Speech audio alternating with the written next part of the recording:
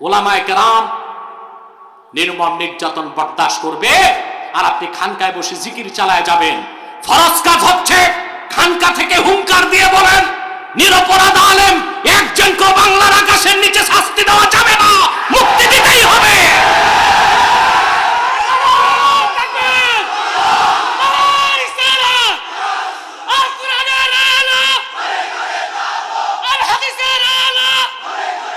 আমার দেশে দেখতে পাই 7 খুনের নিকৃষ্ট হত্যাকারীর হাতে করা থাকে, রশি থাকে না।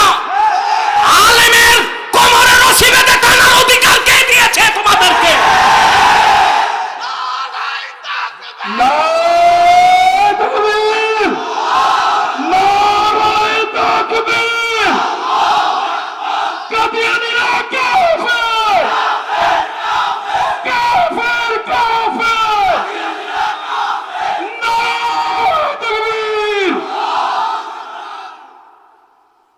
একজন আলেমকে অপমান যদি করা হয়, সামগ্রিকভাবে দেশের সমস্ত আলেমকে সেই অপমান মেনে নিতে হয়। আপনি হালুয়া রুটির ভাগ পাইছেন, চুপ থাকবেন, আমার তো কিচ্ছু হয় নাই। আগামীকাল আপনার হবে না, সেই গ্যারান্টি আপনাকে কে দিয়েছে? আমি বলবো ওলামায়ে হালুয়া রুটি যারা, এবার একটু কথা বলুন। আমরা সহিংসতায় বিশ্বাসী নই, আমরা সন্ত্রাসী বিশ্বাসী নই, তবে আমাদেরও বাংলাদেশে সম্মানের সাথে বেঁচে থাকার অধিকার আছে। বাংলাদেশের স্বাধীনতার মূল চেতনা ইসলাম ও মুসলমান। মুসলমানের সংখ্যাধিক্যের কারণেই 1947-এ বাংলাদেশ পূর্ব পাকিস্তান হয়েছে। তারই ধারাবাহিকতায় 1971 সালে লক্ষ লক্ষ মুসলমানের রক্তে বাংলাদেশ স্বাধীন হয়েছে। সেই বাংলায় ইসলাম নিয়ে বেঁচে থাকতে চায়, ইসলামকে বুকে লালন করে মরতে চায়। আল্লাহর আকাশের নিচে বাংলার শ্রেষ্ঠ সন্তান হচ্ছে ওলামায়ে কেরাম, ইসলামপন্থী কোরআনপন্থীরা, ঠিক কিনা বলে? তাদের বেইজ্জতকে বরদাস্ত করে নেওয়া হবে না। আমরা রিকোয়েস্ট করছি, আমাদের কাছে তো ট্যাঙ্ক কামান নাই, রিকোয়েস্ট করছি আমরা, একটু বিবেচনা করুন। আহামরি কোনো অপরাধ করে ফেলেনি তারা, যে মুক্ত আকাশের নিচে বাতাস নিতে পারবে না। একটু দয়া করুন, একটু মায়া করুন, একটু চিন্তা করুন। যেদের মায়েরা আর্তনাদ করছে তাহাজ্জুদ নামাজের পর গভীর রাতে আল্লাহর কাছে, তাদের সন্তানদের চোখ থেকে অশ্রুর ফোঁটা ঝরছে, তাদের স্ত্রীরা স্বামী বেঁচে থাকতো বিধবার মতো জীবনযাপন করছে, এদেশের মুসলমানের কলিজায় রক্তের ক্ষরণ হচ্ছে। যিনি হিরো কয়েক ঘন্টায় জিরো হয়ে যায়, সত্য? আল্লাহর কোরআনের সাথে বিরোধিতা করে আর ইসলামকে চ্যালেঞ্জ করলে এটাই হতে হয়। জাতি দেখেছি ইসলামকে বাদ দেওয়া যাবে না। যে ইসলামকে বাদ দিতে যায় আল্লাহ তাকে বাদ দেন। প্রথমে ক্যাবিনেট থেকে, তারপর সংসদ থেকে, তারপর দেশ থেকে মহিলার মতো ঘন্টা মাথায় পালায় যেতে হয়।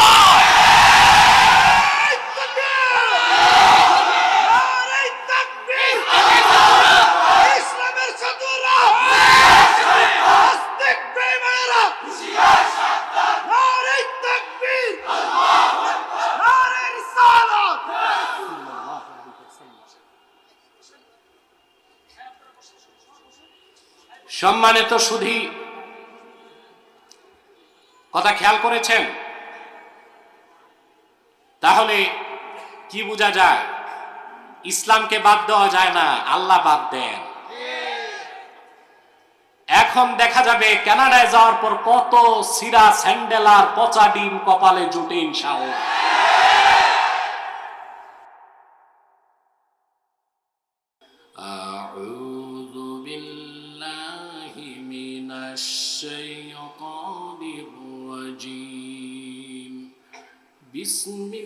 বিসমিল্লাহির রাহমানির রাহিম।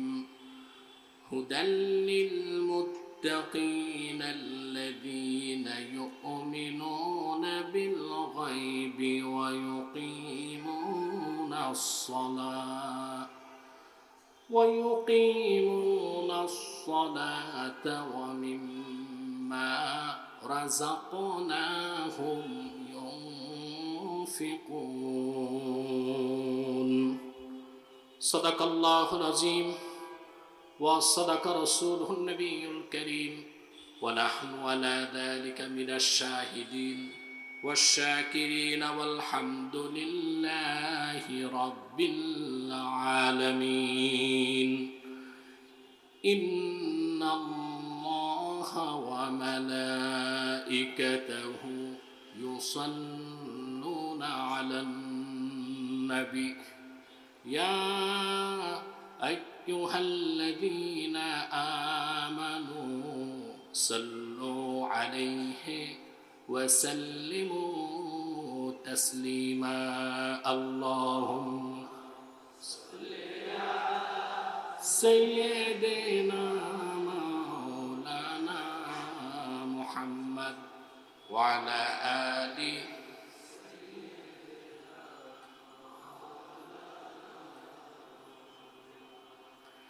मदीना मदीना मोमिनों की गुनगुना है दीदारे मदीना आशिकों की तमन्ना है अल्लाहुम्मा सल्ले अला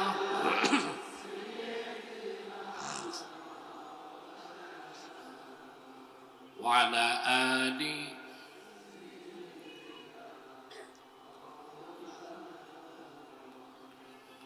هو الحبيب الذي ترجى شفاعته لكل حول من الأهوال مقتحمي اللهم صل على سيدنا مولانا محمد وعلى آل سيدنا مولانا محمد رسول الله صلى الله عليه وسلم ختم الله به النبوة وحكما لا نبي بعده بلغ العلا بكماله حسنت جميع خصاله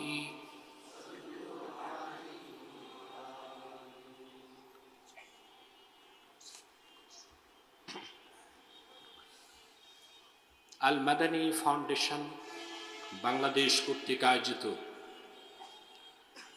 পবিত্র সিরাতুন নবী সাল্লাল্লাহু আলাইহি ওয়াসাল্লাম আন্তর্জাতিক ইসলামী মহাসম্মেলনের সম্মানিত সভাপতি হাজারাত উলামায়ে কেরাম তুলাবায়ে ইজাম বিভিন্ন প্রান্ত থেকে ছুটে আসা আমার ইমানদার মুসলমান ভাই ও বন্ধুগণ সকলকে অন্তরের অন্তঃস্থল থেকে জ্ঞাপন করছি মুবারক সবটুকুন শুকরিয়া আল্লাহ সুবহানাহু ওয়া তাআলার জন্য যিনি আজকের এই মুতাবাররাক মাহফিলে আমাদেরকে আসার বসার তৌফিক মেহেরবানি করে ভিক্ষা দান করেছেন সেজন্য আসুন আমরা সকলে একবার অবনত চিত্তে হৃদয়ের আবেগ অনুভূতি উজাড় করে সমবেত কণ্ঠে বলি আলহামদুলিল্লাহ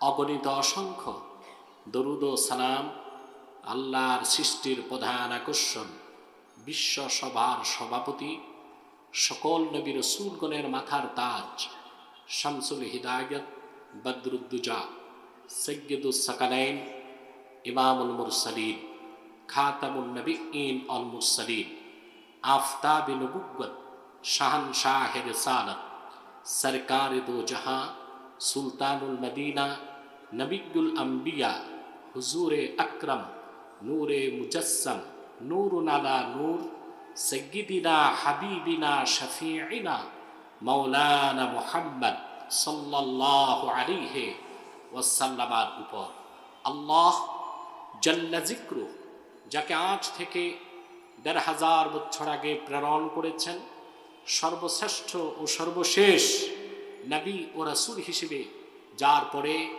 আজ পর্যন্ত পৃথিবীতে অবশ্যই কোনো প্রকার নবী কিংবা রাসূল অবশ্যই আসে নাই, অবশ্যই এখনো নাই, অবশ্যই কিয়ামত পর্যন্ত আসবে না। সম্মানিত সুধী, নির্ধারিত সময় থেকে অনেক পরে আমি সুযোগ পেয়েছি। আমি দেখেছি দেশের স্বনামধন্য অনেক ইসলামিক স্কলার পীর মাশায়েখগণ ছিলেন, তারা সুযোগ নিয়েছেন আগে, আর যুবক মানুষকে সুযোগ দিয়েছে পরে। হ্যাঁ, বয়সের দিক থেকে এই প্রায়োরিটি তারা পেতেই পারেন, ঠিক কিনা? তবে আমি চিন্তিত আপনাদের ধৈর্যের ভাত আবার ভেঙে যায় কিনা। সম্মানিত সুধী, আপনারা দুদিন দেশ বরেণ্য আলেমদের জবান থেকে সারগর্ভ বক্তব্য শুনেছেন, আলহামদুলিল্লাহ। কোরআন সুন্নাহ ভিত্তিক যে কথাগুলো হয়েছে, আল্লাহ পাক যেন তা আমাদের স্মৃতির পাতায় স্থায়ী রূপ দান করেন, আর সকল ভুল ভ্রান্তি যেন মেহেরবানি করে তিনি মুছে দেন। বলুন আল্লাহুম্মা আমিন। আজকে আপনাদের সামনে সব দিক লক্ষ্য করে একটি গুরুত্বপূর্ণ বিষয়ে কিছু কথা তুলে ধরতে চাই। সেই লক্ষ্যে কোরআন কারীম সূরাতুল বাকারা শুরু থেকে একটি আয়াতের অংশ বিশেষ আমি তেলাওয়াত করেছি। খুব সংক্ষেপে নির্ভরযোগ্য মুফাসসির এবং মুহাদ্দিসগণের দৃষ্টিকোণ থেকে কিছু কথা আপনাদের সামনে তুলে ধরার চেষ্টা করব, যদি আল্লাহ পাক আমাকে তৌফিক দান করেন। বলুন আল্লাহুম্মা আমিন। আলোচনার পূর্বে আমি আপনাদেরকে বলবো, আমি যেখানে যে মানুষ প্রশ্ন দিয়ে থাকে, যদি দিতে হয় পরিচালক যিনি সাব্বির সাহেব কোথায়, তার হাতে দিবেন। যে প্রশ্নটির উত্তর প্রয়োজন তিনি মনে করেন সেটির উত্তর আমি দিব, কারণ একটি মাহফিল করতে লক্ষ লক্ষ টাকা খরচ হয়, ঠিক কিনা? কিন্তু আপনি এসে একটি প্রশ্ন করবেন, এটা খুব সহজ। সেজন্যে কর্তৃপক্ষ যদি মনে করে প্রশ্নের উত্তরগুলো প্রয়োজন, আমরা ইনশাআল্লাহ দেবার চেষ্টা করব। ভূমিকাতে একটি কথাই বলবো, আপনারা যারা এখানে এসেছেন আর বসে আছেন, আসার পেছনে বসার পেছনে পার্থিব জাগতিক কোনো স্বার্থ আমাদের নেই। আমরা এসেছি একমাত্র আল্লাহ তার হাবিব সাল্লাল্লাহু আলাইহি ওয়াসাল্লামের রেজামন্দি হাসিল করার জন্য, ঠিক কিনা বলে? এতে এসেছেন, প্রতি কদমে আল্লাহ পাক 10টি নেকি দান করেছেন। বসে আছেন, প্রতি শ্বাসে 10টি নেকি আল্লাহ তাআলা দিচ্ছেন। যদি বাড়ি যাবার আগে মৃত্যু হয়ে যায়, জিহাদ ফি সাবিলিল্লাহতে মৃত্যুর মতো শাহাদাতের সওয়াব আল্লাহ পাক দান করে দিবেন। বাড়ি থেকে যতদূর মৃত্যু হবে ততটুক জায়গা কবরে বেহেশতের বাগান করে দিবেন। এতে আমরা খুশি না বেজার? সম্মানিত সুধী, কোরআন কারীমের সঙ্গে সম্পর্ক স্থাপন করলে দাম বেড়ে যায়, ঠিক কিনা? অনেক বাড়ে। ইহকালীন কল্যাণ ও পরকালীন মুক্তির জন্য সকল কথাই আল্লাহ তাআলা কোরআন কারীমের মধ্যে বলে দিয়েছে। আমরা সফলতা চাই, কি চাই? সফলতা দুই দিক নির্ভর করে, ইহকালীন কল্যাণ, পরকালের মুক্তি, ঠিক কিনা? আমরা তো শুধু আখিরাত চাই না, না দুনিয়াও চাই? জবান খুলে কথা বলেন। দুনিয়াও তো দরকার আছে, দুনিয়া ততটুক, প্রয়োজন যতটুক।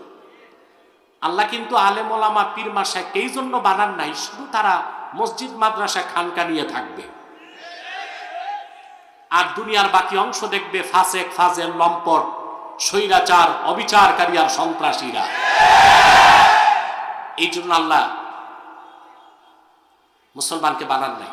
মুসলমানকে আল্লাহ তৈরি করেছেন ব্যক্তি জীবন, সমাজ জীবন, রাষ্ট্র জীবন, গোটা বিশ্বের নেতৃত্বের জন্য আল্লাহ উম্মতে মুহাম্মদীকে নির্বাচন করেছে, ঠিক কিনা? আল্লাহ তাআলা সে কথা কোরআন কারীমে বলেছেন, কুনতুম খায়রা উম্মাতিন উখরিজাত লিন-নাস তা'মুরুনা বিল মা'রুফি ওয়া তানহাউনা আনিল মুনকার। তোমরাই শ্রেষ্ঠ জাতি। উখরিজাত লিন-নাস আই আখরাজাকুমুল্লাহু লিনাফইন নাস, আল্লাহ তোমাদের বের করেছেন গোটা বিশ্ব মানবতার কল্যাণে। সুবহান। তাহলে আমাদের দুনিয়াও লাগবে, আখেরাতও লাগবে কিনা? কেন বলছি? এক সমাজে এক শ্রেণীর লোক আছে, তাদের চিন্তা চেতনায় এইটা যে পীর মাশায়েখরা বসে থাকবেন মসজিদ মাদ্রাসা খানকায়, দুধ সবজি কলা ঘি আর মাখন তাদেরকে দিব, বাকি আমরা কি করি সমাজে রাষ্ট্রে তা দেখার তাদের দরকার নাই।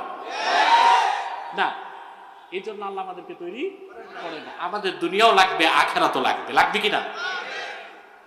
আপনি দেখেন না কোরআন শরীফে শ্রেষ্ঠ দোয়া কোনটা? রব্বানা আতিনা ফিদ দুনিয়া হাসানাতাও ওয়া ফিল আখিরাতি হাসানাতাও ওয়া কিনা আযাবান নার। আমরা কি বলি? হে আমাদের রব, তুমি আমাদেরকে এই দুনিয়াতে হাসানা দাও, পরকালে হাসানা দাও, জাহান্নামের আগুন থেকে বাঁচাও। বলি কি না? দোয়াতে আল্লাহ তাআলা যে চাইতে বললেন, আগে আখেরাত নাকি দুনিয়া? দুনিয়ার হাসানা, তারপরে আখেরাতের হাসানা। ইমাম জালালউদ্দিন সুয়ুতী রাহমাতুল্লাহর মতে দুনিয়ার হাসানা হচ্ছে আল্লাহ তাআলা কাউকে যদি একটি প্রশস্ত বাড়ি আর ইমানদার সতীসাধ্বী চরিত্রবতী নারী দান করেন, সে দুনিয়ার 16 আনা হাসানা পেয়ে গেল। একটি প্রশস্ত বাড়ি আর চরিত্রবতী নেককার সুন্দরী নারী স্ত্রী হিসেবে যে পেল, সে দুনিয়ার হাসানা পেয়ে গেল। আর আখেরাতের হাসানা হচ্ছে বিনা আযাবে, কম হিসাবে, ফার্স্ট চান্সে জান্নাত। আবার বলছি, দুনিয়ার হাসানা একটি প্রশস্ত বাড়ি আর একটি সুন্দরী চরিত্রবতী নারী, আর আখেরাতের হাসানা হচ্ছে বিনা আযাবে, কম হিসাবে, ফার্স্ট চান্সে আল্লাহর জান্নাত। আপনার তো ফার্স্ট চান্সে জান্নাত চান না সেকেন্ড চান্সও চান? আল্লাহ কবুল করুন। এখানে আল্লাহ দুনিয়ার কথাও বলেছেন, আখিরাতের কথাও, ঠিক কিনা? হযরত আনাস ইবনে মালিক রাদিয়াল্লাহু তাআলা, আল্লাহর হাবিব সাল্লাল্লাহু আলাইহি ওয়াসাল্লাম মক্কা থেকে হিজরত করে যখন মদিনাতুল মুনাওয়ারাতে গেলেন, হযরত আনাসের বয়স ছিল তখন 10 বছর। কত বছর? তিনি বলেন, খাদিমতুন নবিয়্যা সাল্লাল্লাহু আলাইহি ওয়াসাল্লাম 10 সানাওয়াত, আমি আল্লাহর হাবিবের খেদমত করেছি 10 বছর। তিনি বলেন, আল্লাহর হাবিব যখন মক্কা থেকে হিজরত করে মদিনাতুল মুনাওয়ারাতে আসলেন, আমার মা আমাকে রাসূলুল্লাহর কদমে নিয়ে গেলেন আর বললেন, খুআইদিমুকা আনাস ইয়া রাসূলুল্লাহ, হে আল্লাহর রাসূল, আপনার সাহাবীগণের মধ্যে সবচেয়ে কম বয়সের খাদেম আনাস, আমার কলিজার টুকরা আনাসকে আমি আপনার কদমে সুপর্দ করে দিলাম। এই সন্তান আর আমার দরকার নাই, শুধুমাত্র সারা জিন্দেগি সে আপনি রাসূলুল্লাহর কদমে থেকে খেদমত করে যাবে। তবে আমার হৃদয়ের একটি আকাঙ্ক্ষা, আপনি আমার সামনে তাকে একটু দোয়া করে দেন। আল্লাহর হাবিব সাল্লাল্লাহু আলাইহি সাল্লাম আনাস বিন মালিকের মাথায় হাত রাখলেন, দোয়া করলেন, আল্লাহুম্মা বারিক ফি মালিহি ওয়া আওলাদিহি ওয়া আতিল উমরাহ ওয়াগফির যামবা। আল্লাহ, তুমি আনাসের মালে বরকত দিয়ে দাও, তার আওলাদে বরকত দিয়ে দাও, তার হায়াত লম্বা করে দাও, তার জিন্দেগীর গুনাহগুলো মাফ করে দাও। রাসূল করিম সাল্লাল্লাহু আলাইহি সাল্লাম দোয়া করলেন কয়টি? আল্লাহ তার মালে বরকত দাও, তার আওলাদে বরকত দাও, তার হায়াত লম্বা করে দাও, তার জিন্দেগীর গুনাহ মাফ করে দাও। 4টি দোয়ার 3টেই তো রাসূলুল্লাহ করলেন দুনিয়ার জন্য, একটি আখিরাতের জন্য, ঠিক কিনা বলেন? তাহলে আমরা দুনিয়াও চাই, এই দুনিয়ার বহুমাত্রিক কল্যাণ আর পরকালের নাজাত, এই দুইটা মিলে হচ্ছে ব্যক্তির সফলতা। ব্যক্তির দুনিয়া আছে, আজকে আছে কালকে নাই। দেখেন না, যিনি হিরো কয়েক ঘন্টায় জিরো হয়ে যায়। সত্য? আল্লাহর কোরআনের সাথে বিরোধিতা করে আর ইসলামকে চ্যালেঞ্জ করলে এটাই হতে হয়। জাতি দেখেছি ইসলামকে বাদ দেওয়া যাবে না। যে ইসলামকে বাদ দিতে যায় আল্লাহ তাকে বাদ দেন। প্রথমে ক্যাবিনেট থেকে, তারপর সংসদ থেকে, তারপর দেশ থেকে মহিলার মতো ঘন্টা মাথায় পালায় যেতে হয়।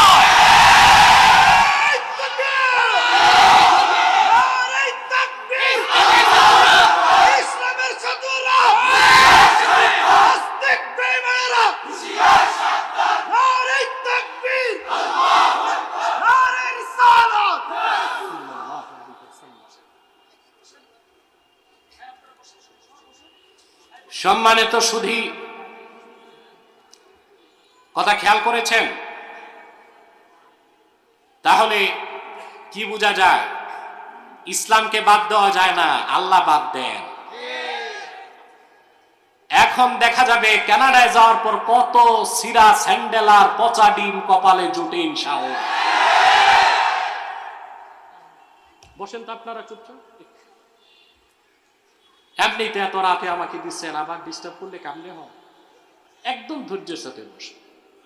তাহলে সফলতা ব্যক্তির নির্ভর করে দুই দিকে, ইহকালীন কল্যাণ, পরকালীন মুক্তি। আর সেটা দিতে পারে কে? দিবে? আরো জোরে কে দিবে? ঠিক কিনা? সেই ইহকালীন কল্যাণ ও পরকালীন মুক্তির জন্য কিছু কথা আমি শুরু থেকে পড়লাম। আসুন এবার আল্লাহ কি বলেছেন তা শুনি। আমার সঙ্গে আপনারাও তিলাওয়াত করুন, যেন প্রতিটি অক্ষরে নূর আল্লাহ তাআলা আমাদের সিনায় মানকুশ করে দেন। পড়ুন, আউযু বিল্লাহি মিনাশ শাইতানির রাজীম, বিসমিল্লাহির রাহমানির রাহিম, হুদাল লিল মুত্তাকিনা আল্লাযীনা ইউমিনুনা বিল গায়বি ওয়া ইউকিমুনাস সালাতা ওয়া মিম্মা রাযাকনাহুম ইউনফিকুন। সাদাকাল্লাহুল আযীম। পড়ুন, সাদাকাল্লাহুল আযীম ওয়া সাদাকা রাসূলুহুন নাবিয়্যুল কারীম ওয়া নাহনু আলা যালিকা মিনাশ শাহিদিন ওয়াশ শাকিরিন ওয়াল হামদুলিল্লাহি রাব্বিল আলামিন। আল্লাহ তাআলা কোরআন কারীমের শুরুতেই বলেন হুদাল লিল মুত্তাকিন। ইমাম রাজি এখানে তাফসীর করেন হুদা ইউফিদু মা'না ইসমিল ফাইল। এই ইসমে মাসদারটি ইসমে ফাইলের অর্থ দিবে, অর্থাৎ হুদাল লিল মুত্তাকিন, হাদিন লিল মুত্তাকিন। কোরআন হচ্ছে মুত্তাকিগণের জন্য পথ প্রদর্শক। বলেন সুবহানাল্লাহ। কে বলেছেন? কোরআন কারীম শুধু মুত্তাকিগণের জন্য পথ প্রদর্শক নয়, আল্লাহ বিভিন্ন জায়গায় কথাটি বলেছেন সকল মুসলমানের জন্য পথ প্রদর্শক। শুধু মুসলমানের জন্য পথ প্রদর্শক নয়, যত মানুষ আছে সকল গোত্রের, বর্ণের, বংশের মানুষের জন্য কোরআন পথ প্রদর্শক। ঠিক না? যেমন আল্লাহ তাআলা বলেন وَنَزَّلْنَا عَلَيْكَ الْكِتَابَ تِبْيَانًا لِكُلِّ شَيْءٍ وَهُدًى وَرَحْمَةً وَبُشْرَى لِلْمُسْلِمِينَ। আল্লাহ রাব্বুল আলামিন বলেন, মুহাম্মদ সাল্লাল্লাহু আলাইহি ওয়াসাল্লাম, এই কোরআন আপনার উপর আমি নাজিল করেছি তিবয়ানাল লিকুল্লি শাই, সব কিছু সুস্পষ্ট ব্যাখ্যা হিসেবে। সব কথা যেখানে আছে, আকাশের উপরের কথা, তার নিচের কথা, জমিনের উপরের কথা, তার নিচের কথা, ইহকালীন কল্যাণ এবং পরকালীন মুক্তির জন্য যত কথা আছে সব আমি আল্লাহ পাক সূক্ষ্মাতি সূক্ষ্মভাবে পুঙ্খানুপুঙ্খভাবে কোরআনে বয়ান করে দিয়েছি। ওয়া হুদা ওয়া রাহমা ওয়া বুশরা লিল মুসলিমিন, পৃথিবীর সব মুসলমানের জন্য কোরআন সুসংবাদের বাহন এবং রহমতের কান্ডার এবং পথ প্রদর্শনকারী। বলেন সুবহানাল্লাহ। তাহলে আমরা দেখতে পাচ্ছি কোরআন হুদাল্লিল মুত্তাকিন এবং কোরআন হুদাল্লিল মুসলিমিন, ঠিক কিনা? প্রশ্ন আসে, বাকি যারা মানুষ আছে পৃথিবীতে, যে বর্ণের হোক বংশের হোক, কি আস্তিক কি নাস্তিক, কি ডানপন্থী কি বামপন্থী, কি শ্বেতাঙ্গ কি কৃষ্ণাঙ্গ, কি সংশয়বাদী কি অবিশ্বাসী, তাদের জন্য কি কোরআন পথ প্রদর্শক নয়? জোরে বলেন। জবাব আল্লাহ দিয়েছেন, শাহরু রমাদান আল্লাযী উনজিলা ফীহিল কুরআনু হুদাল লিন-নাসি ওয়া বায়্যিনাতিম মিনাল হুদা ওয়াল ফুরকান। এই কোরআন হুদাল লিন-নাস, পৃথিবীর সকল যুগের দেশের বর্ণের বংশের মানুষের জন্য কোরআন হচ্ছে পথ প্রদর্শনকারী, হেদায়েতকারী। বলেন সুবহানাল্লাহ। কয়টি কথা পেলাম?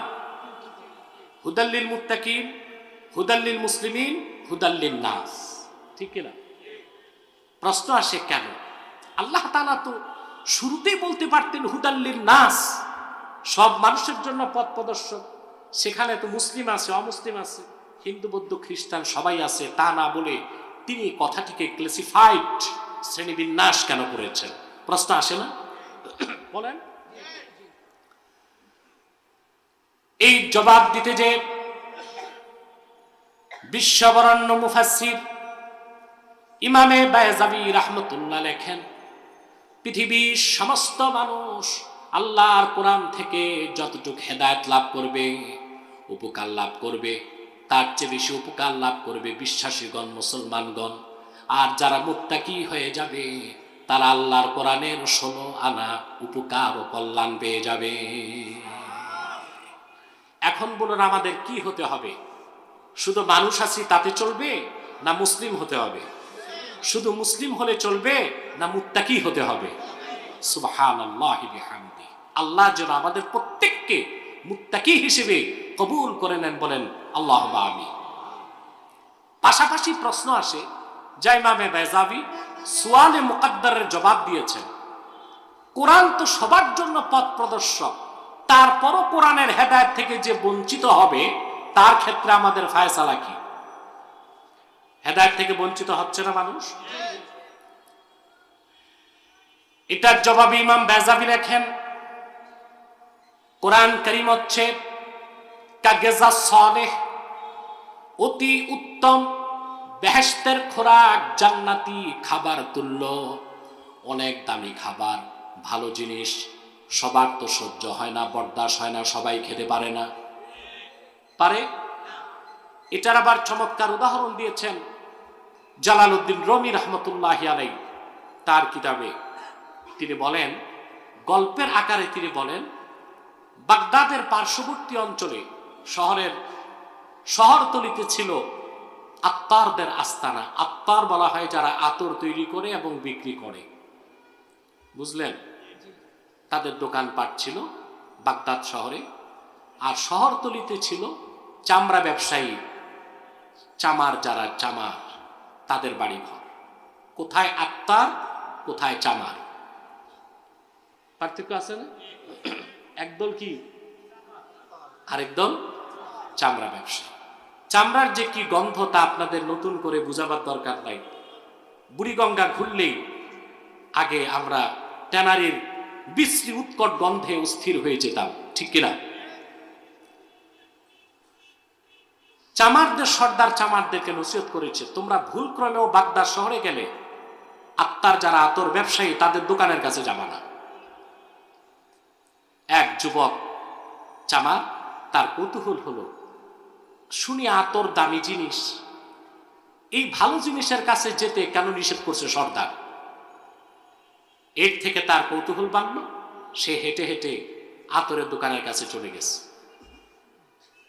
আর যেই মিসকুল আম্বার আতরের গ্রান তার নাকে ঢুকছে, অমনিতে সে বেহুশ হয়ে পড়ে গেছে। আতর ব্যবসায়ীরা দৌড়ে আসছে, তার সেবা শুশ্রূষা করছে। কি ব্যাপার, সুস্থ মানুষটা অজ্ঞান হয়ে গেল কেন? ওই চামারের স্ত্রী খুঁজতে খুঁজতে চলে এসেছে, দূরে দাঁড়ায় বলে, ভাই সব, তোমরা যত তার কাছে যাবা আতর ব্যবসায়ীরা, তার জ্ঞান আরো ফিরবে না। বলে কেন? বলে আমরা হচ্ছি জাতে চামার, মিসকুল আম্বার এত দামি আতরের গ্রান আমাদের সহ্য হয় না। ভুলক্রমে সে চলে এসেছে, আতরের গ্রানে হুঁশ হারায় ফেলছে। বলে তো কি করতে হবে? বলে পচা চামড়ার একটা টুকরা পাঠাচ্ছে, এটা তার নাকে ধরলেই তার জ্ঞান ফিরবে। পচা চামড়ার টুকরা একটা নিয়ে আসছে, আর নাকে ধরাই দিছে, হুঁশ ফিরছে, দৌড়ে ভাগছে। বিশ্বনন্দিত দার্শনিক জালালউদ্দিন রোমের কথা সূত্র ধরে বলবো, আজও যারা বাংলাদেশে বাক স্বাধীনতার দোহাই দিয়ে, মুক্ত চিন্তার দোহাই দিয়ে পশ্চিমাদের গোলামি করে, ইসলামের কালজয়ী সুমহান আদর্শের বিরোধিতা করে কোরআন ও ইসলামকে বাদ দিতে চায়, তারা নিকৃষ্ট চামার সদৃশ মানুষ ছাড়া আর কিছু হতে পারে না।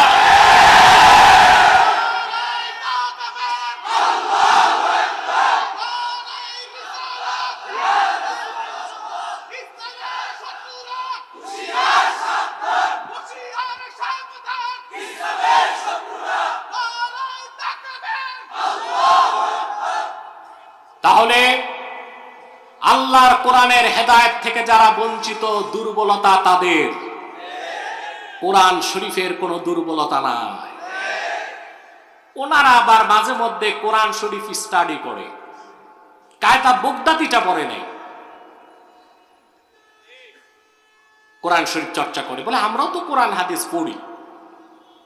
জিজ্ঞেস করা হয় একটু কায়দা বগদাদিটা পড়েন, তাও কিন্তু পারবে না। এত সহজ কোরআন শরীফ পড়া আর বুঝা, তাহলে মাদ্রাসা কি দরকার? গিরিশচন্দ্র সেন কোরআন কারীমের অনুবাদ করেছে, আমরা জানি, ঠিক কিনা? মনে রাখবেন, সে প্রথম বাংলা অনুবাদক নয়। হিন্দুরা আমাদেরকে ভুল ইতিহাস শিখিয়েছে। কোরআন শরীফের প্রথম বাংলা অনুবাদক বাংলাদেশের মৌলভী আব্দুর রহমান বসুনিয়া, সপ্তম অনুবাদক ছিল গিরিশচন্দ্র সেন। অনুবাদ করতে যেও তাকে আরবি ভাষা পড়তে হয়েছে 17 বছর। কত বছর? জোরে বলেন। আর ওনারা বুদ্ধিজীবী হয়ে গেছে, মানে এতই সহজ ভাবতেছে কোরআন শরীফ পড়বে আর বুঝে যাবে। কোরআন বুঝতে বুদ্ধিতে চলবে না, জ্ঞান লাগবে, হিকমা।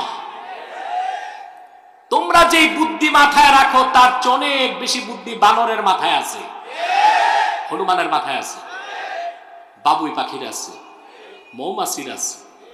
বুদ্ধি আছে বলেই তো মৌচাক বানায়, বাবুই তার ঘর বানায়, বানর বান্দরামি করে। কোরআন বুঝতে বুদ্ধিতে চলবে না, বুদ্ধির ফলাফল ভালো হয় না। বুদ্ধি যত বাড়ে মাথার চুল তত পড়ে। তারপর এক সময় দেখা যায় সাফা চাট স্টেডিয়াম। আমি চিন্তা করে দেখছি, মাথার বাইরেও কিছু নাই, ভিতরেও কিছু নাই, ঠিক কিনা? বাইরেও কিছু নাই, ভিতরেও কিছু নাই। এই কোরআন থেকে উপকার নিতে হিকমা লাগবে, ইলম, ওটা ভিন্ন জিনিস, ঠিক কিনা বলে? তাহলে আমরা কি বুঝলাম? কোরআন কারীম সবার জন্য পথ প্রদর্শক, মুত্তাকিদের জন্য পথ প্রদর্শক, সকল মুসলমানের জন্য পথ প্রদর্শক, সকল মানুষের জন্য পথ প্রদর্শক। আমাদেরকে এখন কি হতে হবে? জোরে বলেন। আল্লাহ তাআলা মুত্তাকি কাকে বলা হয় চিন্তা করেছেন? 6666 খানা আয়াতের মধ্যে আল্লাহ তাআলা বিভিন্ন জায়গায় মুসলমানের বিভিন্ন বিশেষণ উল্লেখ করেছেন, ঠিক না? কোথাও উম্মতে মুহাম্মাদীকে বলেছেন মুমিনিন, কোথাও মুসলিমিন, কোথাও মুহসিনিন, কোথাও মুখলিসিন, কোথাও মুখলাসিন, কোথাও জাহিদিন, কোথাও আবিদিন, কোথাও সালেহিন। কিন্তু প্রথম যে বিশেষণটা মুমিনের উল্লেখ করেছেন সেটা হলো হুদাল্লিল মুত্তাকিন। মুমিনের প্রথম বিশেষণটা তিনি নিয়েছেন মুত্তাকিন। কি নিয়েছেন? প্রশ্ন হলো সেই মুত্তাকি হবেন কি করে? যখন কোনো ব্যক্তি ঈমানকে লালন করে সে মুমিন, যখন কেউ শিরক এবং কুফরকে লালন করে সে কাফের ও মুশরিক, যখন কোনো ব্যক্তি তাকওয়াকে হৃদয়ে ধারণ করে তারই নাম মুত্তাকি। এখন তাকওয়া কাকে বলে? কোরআন শরীফে 6টা জিনিসকে আল্লাহ তাকওয়া বলেছে। কয়টা? জোরে বলেন। 1, আল্লাহ তাআলা খাশিয়াতকে, ভয়কে তাকওয়া বলেছেন। যেমন আল্লাহ রাব্বুল আলামিন সূরা লুকমানের 33 নম্বর আয়াতে আল্লাহ তাআলা বলেন, ইয়া আইয়ুহান নাসুত্তাকু রাব্বাকুম ওয়াখশাউ ইয়াওমান লা ইয়াজজি ওয়ালিদুন আন ওয়ালাদিহি ওয়ালা মাওলুদুন হুয়া জাজিন আন ওয়ালিদিহি শাইআ। এখানে আল্লাহ তাআলা ইত্তাকু রাব্বাকুম ওয়াখশাউ, এখানে তাকওয়া বলতে আল্লাহ বুঝিয়েছেন খাশিয়াতকে, আল্লাহর ভয়কে। সূরা ফাতাহে 26 নম্বর আয়াতে আল্লাহ তাআলা ঈমানকে তাকওয়া বলেছেন। ঈমানকে কি বলেছেন? যেমন আল্লাহ তাআলা বলেন, ফাআনজালাল্লাহু সাকিনাতাহু আলা রাসূলিহি ওয়া আলাল মুমিনিন ওয়া আলজামাহুম কালিমাতাত তাকওয়া। আল্লাহ পাক তার রাসূল মুহাম্মদ সাল্লাল্লাহু আলাইহি ওয়াসাল্লামের উপর এবং সাহাবায়ে কেরামের উপর সাকিনা নাজিল করেছেন এবং রাসূল করিম সাল্লাল্লাহু আলাইহি ওয়াসাল্লামের সোহবতের কারণে সাহাবায়ে কেরামকে তাকওয়ার উপর প্রতিষ্ঠিত করেছেন। এখানে তাকওয়া মানে ঈমান। তাকওয়া মানে কি? আবার আল্লাহ তাআলা তাওবাকে তাকওয়া বলেছেন সূরাতুল আরাফ 96 নম্বর আয়াতে। আল্লাহ রাব্বুল আলামিন বলেন, ওয়ালাউ আন্না আহলাল কুরা আমানু ওয়াত্তাকাউ লাফাতাহনা আলাইহিম বারাকাতিন মিনাস সামাই ওয়াল আরদ ওয়ালাকিন কাযযাবু ফাআখাযনাহুম বিমা কানু ইয়াকসিবুন। ওয়ালাউ আন্না আহলাল কুরা আমানু ওয়াত্তাকাউ আই আমানু ওয়া তাবু, যদি জনপদের মানুষগুলো ঈমান আনতো, তওবা করত। এখানে তাকওয়ার অর্থ কি ভাই? কথা বলেন। জনপদের মানুষ যদি ঈমান আনতো, তওবা করত, আমি সেই জনপদের মানুষের জন্য আকাশ ও জমিনের বরকতের সব দরজা খুলে দিতাম।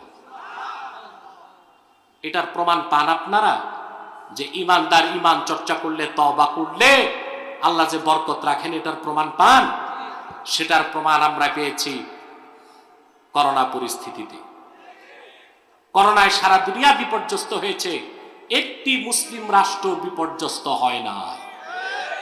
কিছুটা পানিশমেন্ট হয়েছে, কিন্তু পশ্চিমারা যেভাবে মার খেয়েছে করোনায়, ওই রকম আযাব গজব একটি মুসলিম রাষ্ট্রে আল্লাহ তাআলা দেন নাই।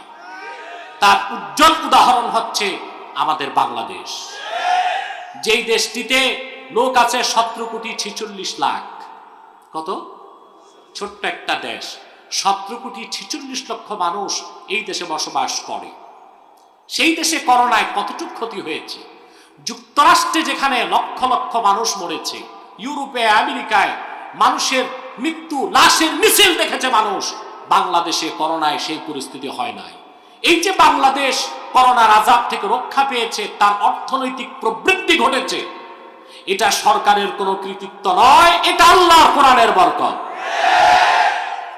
কারণ আমি বলে থাকি, আরব বিশ্বকে বাদ দিলে সারা দুনিয়ায় এত কোরআনের মাহফিল হয় না যত বাংলাদেশে হয়। দুনিয়ার কোথাও এত মসজিদ নেই যত বাংলাদেশে আছে। দুনিয়ার কোথাও এত মাদ্রাসা নেই যত বাংলাদেশে আছে। এই দেশে কোরআনের মাহফিলগুলো থেকে কোরআনের আওয়াজ হচ্ছে, মসজিদের মিনারে আযান হচ্ছে, মাদ্রাসাগুলোতে কোরআনের তেলাওয়াত হচ্ছে বলে করোনার আযাব থেকে বাংলাদেশ রক্ষা পেয়েছে। ঠিক কিনা বলেন? আমরা যদি আরেকটু ভালো হইতে পারতাম, আল্লাহ শুকরিয়া আদায় করতাম, ঈমানের উপর মজবুত থাকতাম, পুরাপুরি তওবা করতাম, আমাদের দেশে রহমত বরকত আরো বেশি আসতো। ঠিক কিনা বলেন?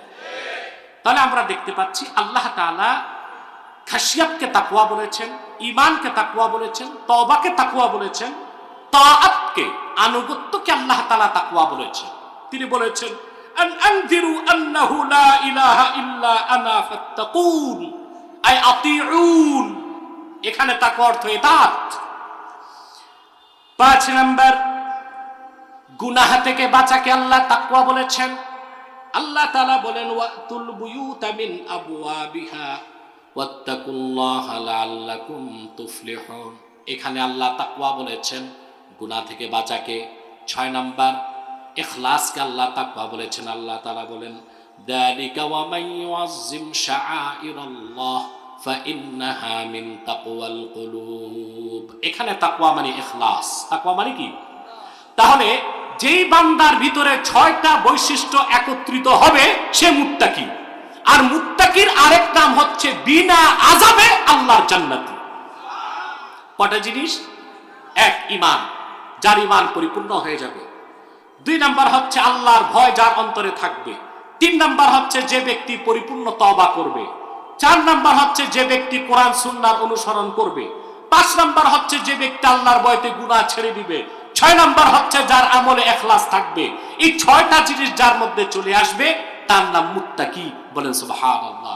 আল্লাহ তাআলা বলেছেন হুদাল লিল মুত্তাকিন, কোরআন হচ্ছে মুত্তাকিদের জন্য পথ প্রদর্শক। বলেন সুবহানাল্লাহ।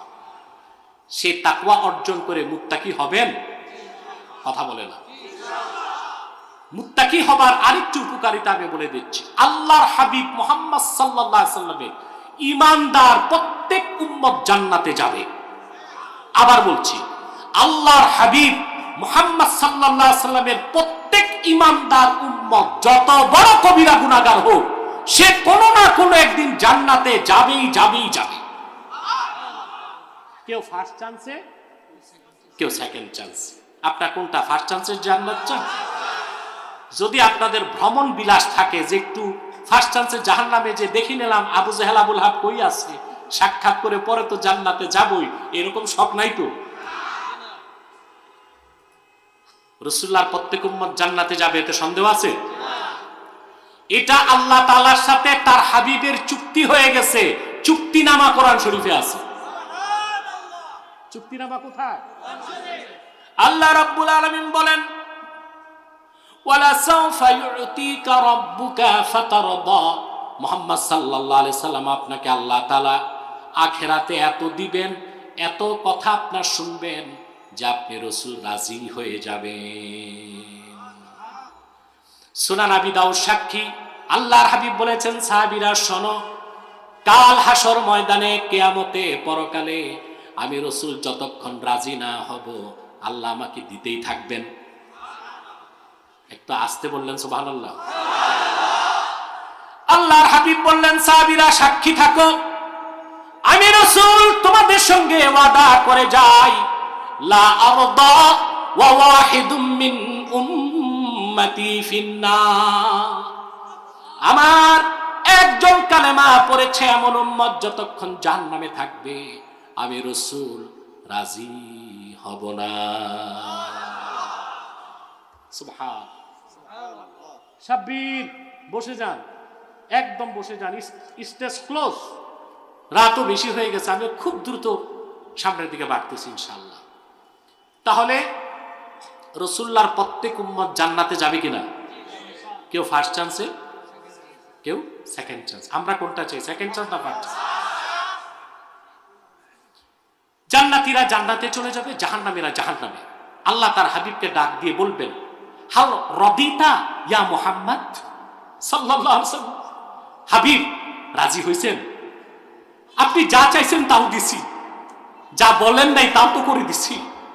আপনার উম্মতের 70,000 আলেমকে বিনা হিসেবে জান্নাত দিয়েছে। আপনার উম্মতের কবিরা গুনাহগার তাদেরকে আমি তওবা ছাড়া মাফ করছি। এটা আবু দাউদের হাদিস।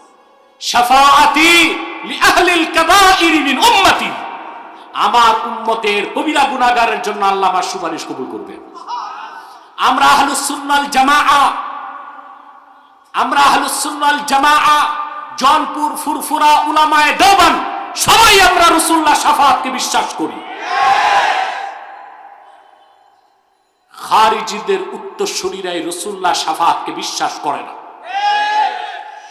এবং আমি উদাত্ত কণ্ঠে বলছি, আল্লাহ রাসূলের শাফাআতকে সামগ্রিকভাবে যারা অস্বীকার করে তাদেরকে মুসলমান বলার কোনো সুযোগ নাই। কারণ ইবনু হাজার আসকালানির ফাতাওয়া ইন্নাল আখবারা বি শাফাআতিন নবী সাল্লাল্লাহু আলাইহি ওয়াসাল্লাম قد بلغ حد التواتر রাসূলুল্লাহ যে শাফাআত করবেন, সুপারিশ করবেন, এই হাদিসগুলো মুতাওয়াতিরের দরজা লাভ করেছে। আর মুতাওয়াতির হাদিস অস্বীকারী মুসলমান হতে পারে না। আমরা রাসূলুল্লাহর শাফাআতকে বিশ্বাস করি, ঠিক কিনা বল? আল্লাহ বলবেন, হাবিব সবই তো শুনলাম, এখনো রাজি হন নাই কেন? আল্লাহর হাবিব বললেন, আল্লাহ তাআলা আমার দিন ইসলামের কালেমা বিশ্বাস করেছে, আমল নামায় একটাও শিরক নাই, কুফর নাই, কবিরা গুনার কারণে জাহান্নামে জ্বলছে। আমার এমন উম্মত এখনো তো জান্নাত পায় নাই, আমি রাহমাতুল লিল আলামিন কেমন করে রাজি হয়ে যাব?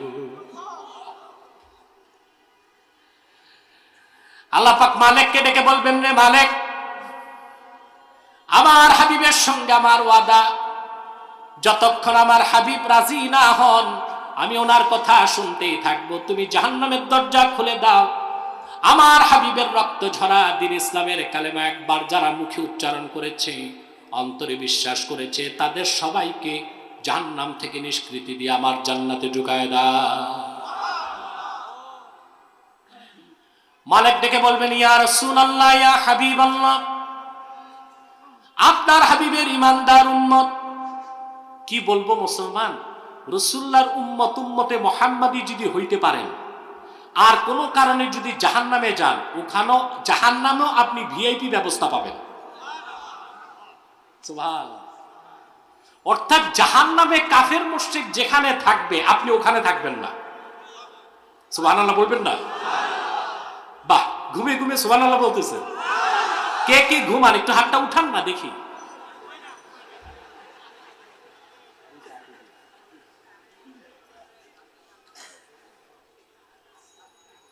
কথা বুঝতেছেন? আমরা ঘুমাবো না, একটু কথা শুনবো। তো আল্লাহ তাআলা তার হাবিবের উম্মতকেও যদি জাহান্নাম দেন, জাহান্নাম দুই প্রকার, একটা নারে কোবরা আর একটা নারে সগরা। উম্মতে মুহাম্মদী যত বড় গুনাহগার হোক, তার ঈমান যদি ঠিক থাকে তাকে দেওয়া হবে নারে সগরাতে। ইমাম রাজি যেটা তাফসীর করেন, ইন্নালিন নারে দারাকাত, জাহান্নামের কতগুলি স্তর থাকবে। জাহান্নামের সবচেয়ে উপরের স্তরে গুনাহগার মুমিন মুসলমানের জায়গা হবে। সুবিধা কি তাতে? কাফের মুশরিক যারাই জাহান্নামে যাবে, আদমের সুরতে কোনো কাফের জাহান্নামে যাবে না, সুরত তাদের নষ্ট করে দেওয়া হবে। দাঁত হবে উহুদ পাহাড় সমান, জিহ্বা হবে কত বড় কাফেরের জাহান্নামে। বাইহাকিতে এসেছে সালাসাতু আময়াল, এক এক কাফের জাহান্নামের জিহ্বা হবে 3 মাইল লম্বা। দাঁত হবে পাহাড়ের মতো, গর্দান হবে পাহাড়ের উপত্যকার মতো। আদমের সুরতে কোনো একটি কাফের মুশরিককে আল্লাহ তাআলা জাহান্নাম দিবেন না, কিন্তু রাসূলুল্লাহর উম্মতকে এত বেশি আমার আল্লাহ ভালোবেসেছেন, যদি গুনার কারণে জাহান্নামে যায় তাদের সুরতটা আল্লাহ বিকৃত করবেন না। আদমের সুরতে তারা জাহান্নামে যাবে, তাদের হাঁটু পর্যন্ত জ্বলবে, কোমর পর্যন্ত জ্বলবে, সিনা পর্যন্ত জ্বলবে। ওয়ালা তাকুলুন নারু সুওয়ারাহুম, কিন্তু কোন একজন মুসলমানের চেহারায় আল্লাহ জাহান্নামের আগুন লাগবে না। এই হচ্ছে উম্মতে মুহাম্মদীর শান। সুবহান।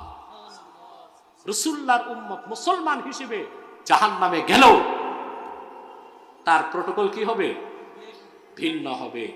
আল্লাহ তাআলা মালিককে বলবেন, মালিক, আমার হাবিব বলেছেন ওনার উম্মত যারাই কালেমা পড়েছে সবাইকে নিষ্কৃতি দিতে যাও, তাদের বহু শাস্তি হয়েছে, আর শাস্তি দিব না, জাহান্নাম খুলে দাও, জান্নাতে পাঠায় দাও, সব জান্নাতে চলে যাবে। আল্লাহর হাবিব ডেকে বলবেন, মালিক, রাদিতু, রাজি হয়ে গেলাম, তোমার সাথে জাহান্নামের কোথাও আমার রক্ত ঝরা কালেমা বিশ্বাস করেছে এমন একজন উম্মত নাই। সব জান্নাত, সব কোথায়? এটা সেকেন্ড চান্স। এটা কি? আপনাকে সে সেকেন্ড চান্সের জান্নাত চান না ফার্স্ট চান্স? আপনি যদি মুমিন হন অবশ্যই জান্নাত পাবেন, গ্যারান্টি নাই ফার্স্ট চান্স না সেকেন্ড চান্স। যদি মুসলিম হন 50% গ্যারান্টি পাবেন ফার্স্ট চান্সে জান্নাত, কিন্তু হিসাব যদি কঠিন হয় ট্রানজিট হতে পারে জাহান্নাম। ট্রানজিট কি হবে? তারপরে যাবেন কই? কিন্তু আপনি যদি মুমিন হবার পর, মুসলিম হবার পর মুত্তাকি হয়ে যান, আমার আল্লাহ ওয়াদা করেছেন বিনা আযাবে সহজ হিসাবে ফার্স্ট চান্সে জান্নাত দিয়ে দিবে। তো মুত্তাকি হওয়ার দরকার আছে না নাই? কথাটা আল্লাহ কোথায় বলেছেন? আল্লাহ তাআলা বলেন মাসালুল জান্নাতিল্লাতী উইদাল মুত্তাকুনা তাজরি মিন তাহতিহাল আনহার উকুলুহা দাইমুন ওয়া জিল্লুহা। মাসালুল জান্নাত আই সিফাতুল জান্নাত আল্লাতী উইদাল মুত্তাকুন আই আল্লাতী ওয়া'আদাহাল্লাহু লিল মুত্তাকিন। সেই জান্নাত, যে জান্নাত আল্লাহ ওয়াদা করেছেন শুধু মুত্তাকিদের জন্য। ওটা কি রকম? তাজরি মিন তাহতিহাল আনহার, সে জান্নাতের নিচ দিয়ে স্বচ্ছ পানির ফোয়ারা প্রবাহিত। উকুলুহা দাইম, সেই জান্নাতের খাদ্য চিরস্থায়ী। ও জিল্লুহা, ছায়াটাও চিরস্থায়ী। আল্লাহ ওয়াদা করেছেন বিনা আযাবে মুত্তাকি বান্দাদেরকে সে জান্নাত দিবেন। আমি আমার আলোচনায় এখন আপনাদের বার্তা কি দিব, মেসেজ কি নিয়ে যাবেন? 2 দিন আলোচনা শুনেছেন, বক্তারা রসালো বক্তব্য রেখেছে, অনেক মজা পেয়েছেন আপনারা, ঠিক কিনা বলেন? কিন্তু 2 দিন মাহফিল থেকে কি মেসেজ নিয়ে বাড়িতে যাবেন, বার্তা কি নিয়ে যাবেন, তা কি পেয়েছেন কিনা আমি জানি না। আমি বার্তাটা দিচ্ছি, জীবনের সকল ক্ষেত্রে সর্বাবস্থায় আপনার চিন্তা চেতনার কেন্দ্রবিন্দু হবে আখিরাত। আপনার শিক্ষা জীবন, সাংস্কৃতিক জীবন, পরিবার জীবন, রাজনৈতিক জীবন, অর্থনৈতিক জীবন, জীবনের সকল ক্ষেত্রে প্রতিটি কদম ফেলার আগে আল্লাহর ভয় অন্তরে লালন করতে হবে, ঠিক কিনা বলেন? আমরা কিন্তু বাংলাদেশের মানুষ মুত্তাকি চিনি না। লম্বা দাড়ি, লম্বা টুপি, লম্বা জুব্বা, লম্বা পাগড়ি আর 1000 দানার তসবিহ পরে চোখ বন্ধ করে তাকেই মনে করি বড় মুত্তাকি, বড় দরবেশ, ঠিক কিনা বলেন? বলে উনি দুনিয়াদারি বুঝে না, চিনে না। খোঁজ নিলে দেখা যায় ঢাকায় বাড়ি আছে 3টা, ফ্ল্যাট আছে 6টা। দুনিয়া বুঝে না, ঠিক কিনা? কথা বলে না, বাড়ি বুঝে, গাড়ি বুঝে। আর কিছু তো আলেম হয়ে গেছে এখন, আমি হাদিসের ভাষ্য অনুযায়ী বলবো ওলামায়ে সু, এদের নাম দিছি আমি ওলামায়ে হালুয়া রুটি। ওলামায়ে হালুয়া রুটি, ওনাদের সমস্ত সাধনার মূল হচ্ছে স্বার্থ রক্ষা করা। না, আমার জান আমার মাল আল্লাহর দ্বীনের জন্য হবে, দ্বীনদারদের জন্য হবে। ওলামায়ে কেরাম নির্মম নির্যাতন বরদাস্ত করবে, আর আপনি খানকায় বসে জিকির চালায় যাবেন। ফরজ কাজ হচ্ছে খানকা থেকে হুঙ্কার দিয়ে বলেন নিরপরাধ আলেম একজনকে বাংলার আকাশের নিচে শাস্তি দেওয়া যাবে না, মুক্তি দিতেই হবে।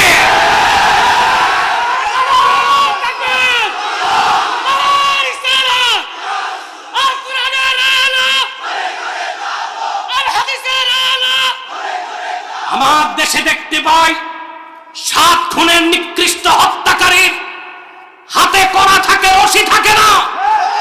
আলেমের কোমরে রশি বেঁধে টানার অধিকার কে দিয়েছে তোমাদেরকে?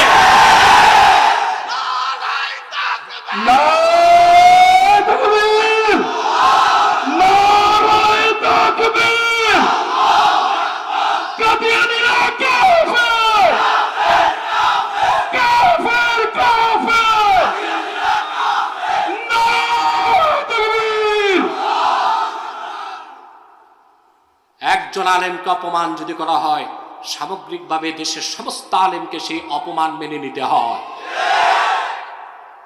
আপনি হালুয়া রুটির ভাগ পাইছেন, চুপ থাকবেন, আমার তো কিচ্ছু হয় নাই। আগামীকাল আপনার হবে না, সেই গ্যারান্টি আপনাকে কে দিয়েছে? আমি বলবো ওলামায়ে হালুয়া রুটি যারা, এবার একটু কথা বলুন। আমরা সহিংসতায় বিশ্বাসী নই, আমরা সন্ত্রাসে বিশ্বাসী নই, তবে আমাদেরও বাংলাদেশে সম্মানের সাথে বেঁচে থাকার অধিকার আছে। বাংলাদেশের স্বাধীনতার মূল চেতনা ইসলাম ও মুসলমান। মুসলমানের সংখ্যাধিক্যের কারণেই 1947 বাংলাদেশ পূর্ব পাকিস্তান হয়েছে। তারই ধারাবাহিকতায় 1971 সালে লক্ষ লক্ষ মুসলমানের রক্তে বাংলাদেশ স্বাধীন হয়েছে। সেই বাংলায় ইসলাম নিয়ে বেঁচে থাকতে চায়, ইসলামকে বুকে লালন করে মরতে চায়। আল্লাহর আকাশের নিচে বাংলার শ্রেষ্ঠ সন্তান হচ্ছে ওলামায়ে কেরাম, ইসলামপন্থী কোরআনপন্থীরা, ঠিক কিনা বলে? তাদের বেইজ্জতকে বরদাস্ত করে নেওয়া হবে না। আমরা রিকোয়েস্ট করছি, আমাদের কাছে তো ট্যাঙ্ক কামান নাই, রিকোয়েস্ট করছি আমরা, একটু বিবেচনা করুন। আহামরি কোনো অপরাধ করে ফেলেনি তারা, যে মুক্ত আকাশের নিচে বাতাস নিতে পারবে না। একটু দয়া করুন, একটু মায়া করুন, একটু চিন্তা করুন। যেদের মায়েরা আর্তনাদ করছে তাহাজ্জুদ নামাজের পর গভীর রাতে আল্লাহর কাছে, তাদের সন্তানদের চোখ থেকে অশ্রুর ফোঁটা ঝরছে, তাদের স্ত্রীরা স্বামী বেঁচে থাকতো বিধবার মতো জীবনযাপন করছে, এদেশের মুসলমানের কলিজায় রক্তের ক্ষরণ হচ্ছে। সবকিছু বিবেচনা করে একটু দয়ার হাতকে বাড়িয়ে দেন, আল্লাহর রহমত পাবেন, জনগণের ভালোবাসা পাবেন, দোয়া পাবেন। এটা থ্রেট নয়, এটা রিকোয়েস্ট। আমরা সবাই এই রিকোয়েস্টটা করি, ঠিক কিনা? করি কিনা? আল্লাহ কবুল করুন, আল্লাহ মঞ্জুর করুন, বলুন আল্লাহুম্মা আমিন। তাহলে যে কথাটি বলছিলাম, তাকওয়া বহুত বড় জিনিস। তাকওয়া হৃদয়ে লালন করতে হবে, সত্যিকার মুত্তাকি হতে হবে, ঠিক কিনা? আপনি দাড়ি টুপি জুব্বা কুর্তা জিকির ফিকির করলেন, কিন্তু কোরআনের মূল থেকে দূরে সরে আছেন, আপনি ওলামায়ে হাক্কানি নয়, ওলামায়ে হালুয়া রুটি। আমার ভাইয়েরা, এই দাড়ি, এই পাগড়ি, এই টুপি, এই জুব্বা, এর নাম তাকওয়া নয়, এর নাম লেবাসুত তাকওয়া। এটার নাম কি? আচ্ছা বলেন তো, আগে চাকরি না আগে ইউনিফর্ম? আগে কলেজে ভর্তি হবেন না ড্রেস লাগাবেন? যার ঈমান নাই, আল্লাহর ভয় অন্তরে নাই, তার দাড়ি আছে, টুপি আছে, জুব্বা কুর্তা সব আছে, কিন্তু তার তাকওয়া নাই, লেবাস আছে। তার মানে হচ্ছে বাইরে ফিটফাট, ভিতরে, ঠিক কিনা বলে? এই যে দাড়ি, এটা লেবাসুত তাকওয়া, তাকওয়ার পোশাক, এটা লাগবে, টুপিটা লাগবে, জুব্বাটা লাগবে, কিন্তু আগে তো চাকরি, ওটা হচ্ছে তাকওয়া। ওই তাকওয়া কি দাড়ি টুপিতে? সুবহানাল্লাহ বলবেন না? আল্লাহর হাবিব সাহাবায়ে কেরামকে লক্ষ্য করে বললেন, আত-তাকওয়া হাহুনা, আত-তাকওয়া হাহুনা, আত-তাকওয়া হাহুনা, ফাশারা ইলা সাদরিহি সালাসা মাররাত। আল্লাহর হাবিব সাহাবায়ে কেরামকে বললেন, শোনো, তাকওয়া এখানে, তাকওয়া এখানে, তাকওয়া এখানে। আল্লাহর হাবিব এই কথা বললেন 3 বার, আর ওনার নূরময় সিনা মুবারকের দিকে আঙ্গুলে ইশারা করলেন 3 বার। অর্থাৎ বাম বুকের 2 আঙ্গুল নিচে একটা গোশতের টুকরা আছে, ওখানে যখন আল্লাহর ভয় চলে আসে, ঈমান চলে আসে, ইখলাস চলে আসে, কয়টা জিনিস? মুত্তাকিতে কয়টা জিনিস? ওখানে যখন তওবা আসবে, ঈমান আসবে, খাশিয়াত আসবে, ইখলাস আসবে, 6টা গুণ চলে আসবে, লোকটি মুত্তাকি হয়ে যাবে। তার মূল হচ্ছে মাখাফাতুল্লাহ, আল্লাহর ভয় যখন অন্তরে চলে আসবে, ঠিক কিনা বলে? আজ আল্লাহকে যখন মানুষ হৃদয় থেকে ভয় পাবে, তখন সে আর চুরি করবে না, সন্ত্রাস করবে না, খাদ্যে ভেজাল মিশাবে না, খুন খারাপি করবে না। আজকে আমার দেশের ক্রাইসিস কি? 2টা ক্রাইসিস, একটি হচ্ছে দুর্নীতি, আরেকটি হচ্ছে সন্ত্রাস। একটি দুর্নীতি, আরেকটি কি? সহিংসতা, ঠিক কিনা বলে? আছে বাংলাদেশে। এখন তো ঢাকায় বের হয়েছে কিশোর গ্যাং, 12 থেকে 14 বছরের বালক অস্ত্র হাতে নিয়ে হুমকি দেয় মানুষকে, চাঁদাবাজি করে, আর সারা রাত নেশা করে ভূত হয়ে পড়ে থাকে। যে ঘরে একটি ড্রাগ অ্যাডিক্টেড নেশাখোর সন্তান আছে, সে পরিবারটিকে ধ্বংস করতে দ্বিতীয় শত্রুর প্রয়োজন না। এটা দিন দিন বাড়তেছে না কমতেছে? কেন? এত স্কুল হচ্ছে, কলেজ হচ্ছে, ভার্সিটি হচ্ছে, এত ও লেভেল হচ্ছে, এ লেভেল হচ্ছে, শিক্ষা প্রতিষ্ঠান তো বেড়েই চলছে, চরিত্রবান মানুষ কেন পাই না? মানুষ যত প্রমোশন পেয়ে বড় পদ লাভ করে তত বড় সে দুর্নীতিবাজ হয়ে যায়, ঘুষ খায়। ঠিক কিনা বলেন?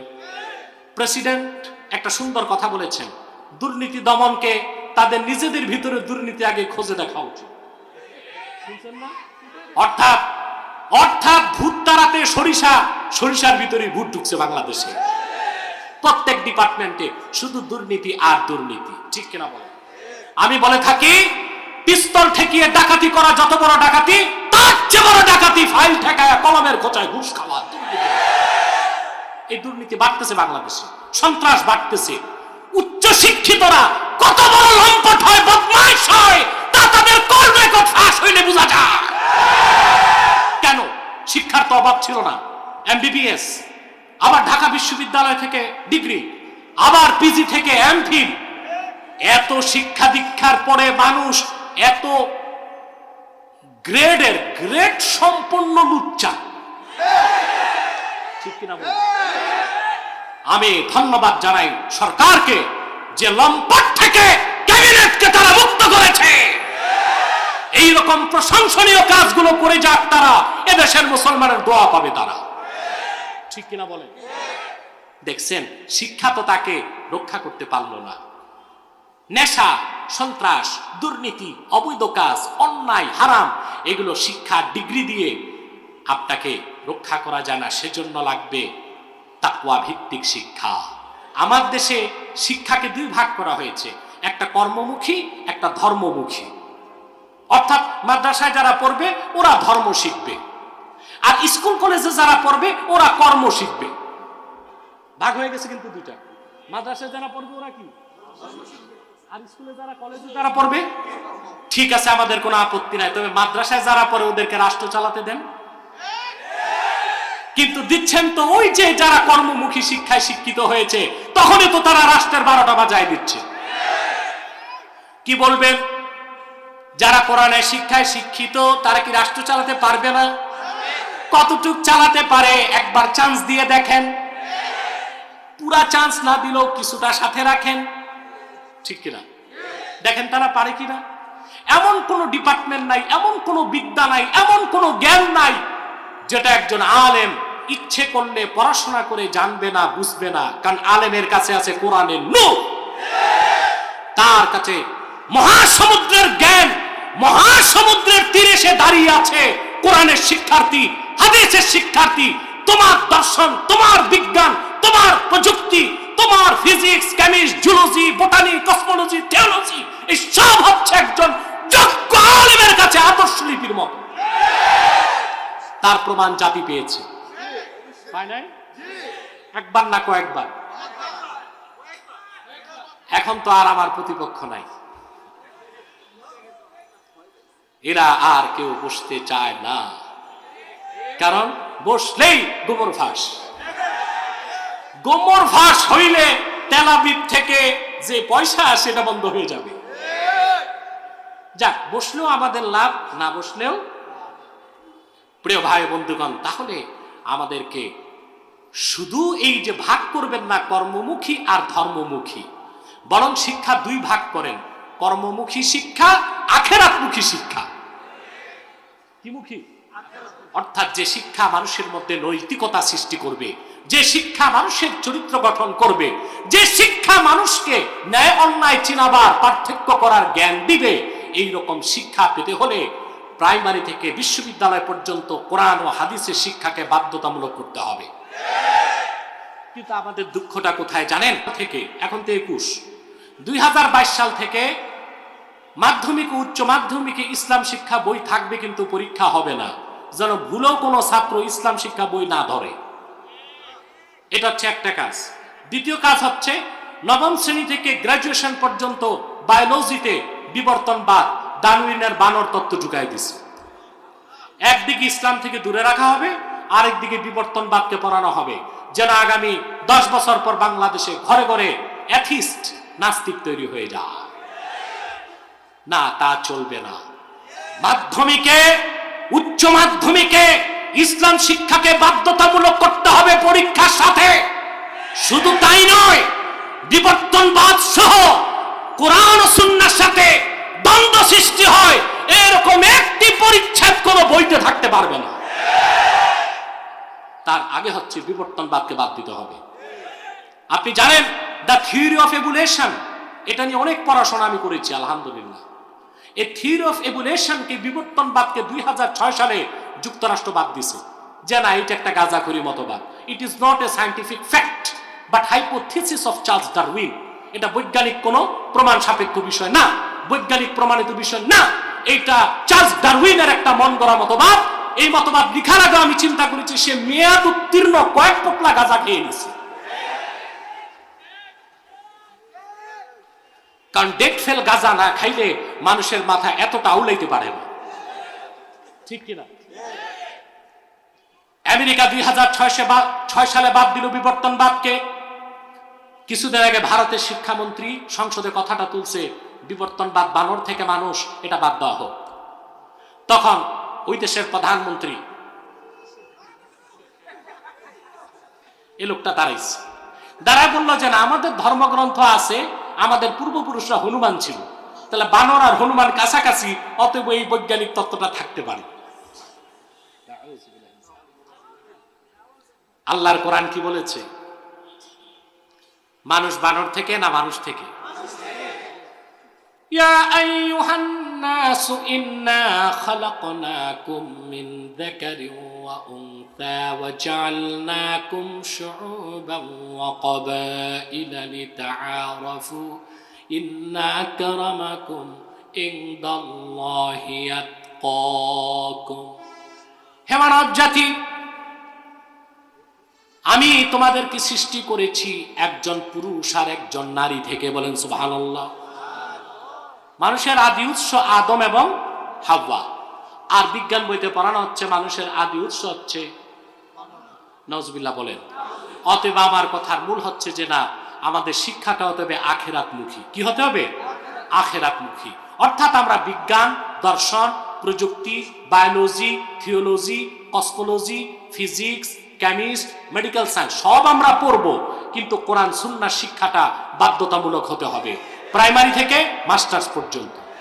আপনি অবাক হবেন, ইসরায়েলের মতো একটা ইহুদি অবৈধ রাষ্ট্র, এটাকে আমরা রাষ্ট্র বলি না, আমরা বলি জবরদখল রাষ্ট্র, ঠিক না বলেন? সেই দেশে গ্রাজুয়েট ডিগ্রি পর্যন্ত Talmud, it is the part of parcel of old testament. এটা হচ্ছে ওল্ড টেস্টামেন্টের একটা চ্যাপ্টার তালমুদ। এই তালমুদ পাঠকে তারা বাধ্যতামূলক করেছে ডিগ্রি পর্যন্ত। আর আমাদের দেশে আমরা মাধ্যমিক, উচ্চ মাধ্যমিক থেকে ইসলাম শিক্ষা বাদ দেবার চেষ্টা করছি, আর একদিকে বানর তত্ত্ব বিজ্ঞান বইতে ঢুকায় রাখছি। আগামী প্রজন্ম নাস্তিক হতে দেরি হবে। আমি দেখেছি আসার সময় গোয়েন্দা সংস্থার অনেক লোক আছে, এনএসআই, ডিজিএফআই, ইন্টেলিজেন্ট ব্রাঞ্চের যারা আছেন, আপনাদেরকে অনুরোধ করব আমাদের মেসেজ গভর্নমেন্টের উচ্চ পর্যায়ে পৌঁছে দিন। আমরা চাই বাংলাদেশের মানুষ বিজ্ঞান প্রযুক্তি শিখানো হোক, এটা দরকার আছে, কিন্তু কোরআন ও হাদিসের সিলেবাসকেও প্রাইমারি থেকে মাস্টার্স পর্যন্ত বাধ্যতামূলক করতে হবে। এটা কি আপনারা চান? আল্লাহ কবুল করুক, বলুন আল্লাহুম্মা আমিন। যারা বলেন আল্লাহুম্মা আমিন। তাকওয়া বা আল্লাহর ভয়টাই মানুষকে অপরাধ থেকে বাঁচাতে পারে। আপনি তাকওয়ার শিক্ষা দেন, কোরআন হাদিসের শিক্ষা দিয়ে তাদেরকে পরকালমুখী করেন বাচ্চাদেরকে, তারা কোনোদিন ড্রাগ হাতে নিবে না, কিশোর গ্যাং হবে না, ছিনতাই রাহাজানি হবে না। হবে বলেন? সারা বাংলাদেশে দেখেন তো, মাদ্রাসার ছাত্র সারা বাংলাদেশে 2 জন খুঁজে পাবেন না যে ড্রাগ অ্যাডিক্টেড, নেশার সাথে জড়িত পাবেন। কিশোর গ্যাংয়ের 1 জন সদস্য মাদ্রাসায় পড়ে পাবেন, কথা বলেন? ধর্ষণ বাংলাদেশে বেড়ে গেছে। একটি মাদ্রাসার ছাত্র ধর্ষণ করেছে বাংলাদেশে দেখান তো? কারা করছে? স্কুল কলেজের ছাত্ররা করছে। তাদের এটা কোনো দোষ না। তাদের যে কর্মমুখী শিক্ষায় শিক্ষিত করা হয়েছে, সেই শিক্ষা ছাত্রদের ভোগবাদী বানিয়েছে। কি বানিয়েছে?